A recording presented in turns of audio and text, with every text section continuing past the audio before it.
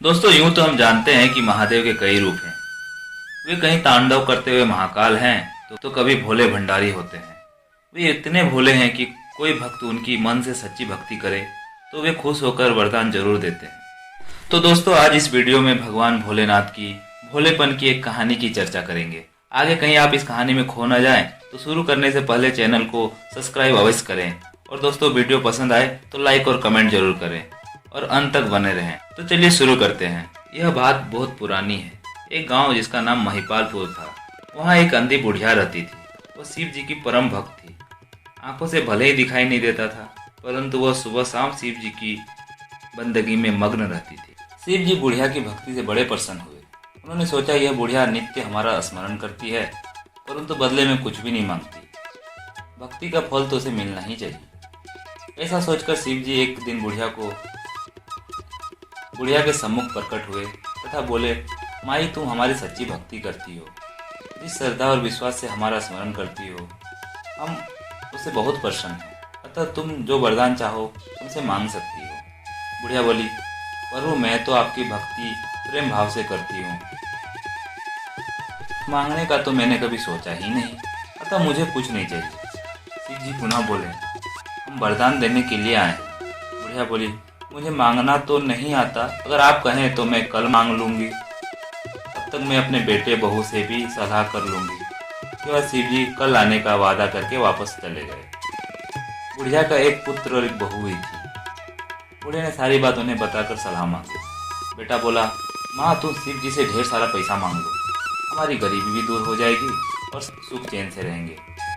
बुढ़िया की बहू बोली, नहीं आप एक सुंदर पोते का वरदान मांगे, वंश को भी तो आगे बढ़ाना है। बुढ़िया बेटे और बहू की बात सुनकर असमंजस में पड़ गई। उसने सोचा ये दोनों तो अपने अपने मतलब की बातें कर रहे हैं। बुढ़िया ने पड़ोसियों से सलाह लेने का मन बनाया। पड़ोसन भी नेक दिल की थी। उसने बुढ़िया को समझाया कि तुम्हारी सारी जिंदगी दुखों में कटी, अब तो थोड़ा जीवन बचा है, वह तो सुख से व्यतीत हो जाए। धन अथवा पोते का तुम क्या करेगी? अगर तुम्हारी आंखें ही नहीं है तो यह संसारिक वस्तु तुम्हारे लिए व्यर्थ है, अतः तुम अपने लिए दोनों आंखें मांगो। यह सोचते सोचते बुढ़िया घर लौट आई और बुढ़िया बहुत ही गहन सोच में पड़ गई। उसने सोचा कुछ ऐसा मांग लूं जिससे मेरा बहू और बेटे सबका भला हो। लेकिन ऐसा क्या हो सकता?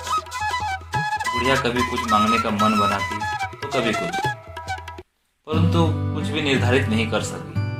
दूसरे दिन शिव जी पुनः प्रकट हुए तथा बोले, आप जो भी मांगेंगे वो हमारी कृपा से हो जाएगा, यह हमारा वचन है। शिव जी के पावन वचन सुनकर बुढ़िया बोली, यदि आप मुझसे प्रसन्न हैं प्रभु तो कृपया मुझे मन इच्छित वरदान दीजिए। मैं अपने पोते को सोने के गिलास में दूध पीते देखना चाहती हूँ। बुढ़िया की बातें सुनकर शिव जी उनकी सादगी और सरलता पर मुस्कुरा दिए और बोले, तुमने तो मुझे ठग ही लिया।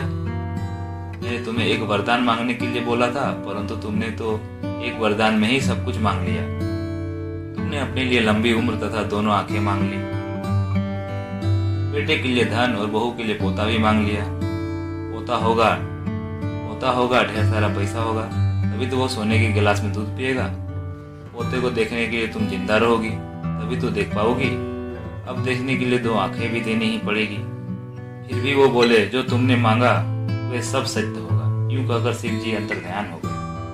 कुछ समय बाद शिव जी की कृपा पाकर बुढ़िया के घर पोता हुआ, बेटे का कारोबार चल निकला तथा बुढ़िया की आंखों की रोशनी वापस आ गई। बुढ़िया अपने परिवार सहित सुख से जीवन व्यतीत करने लगी।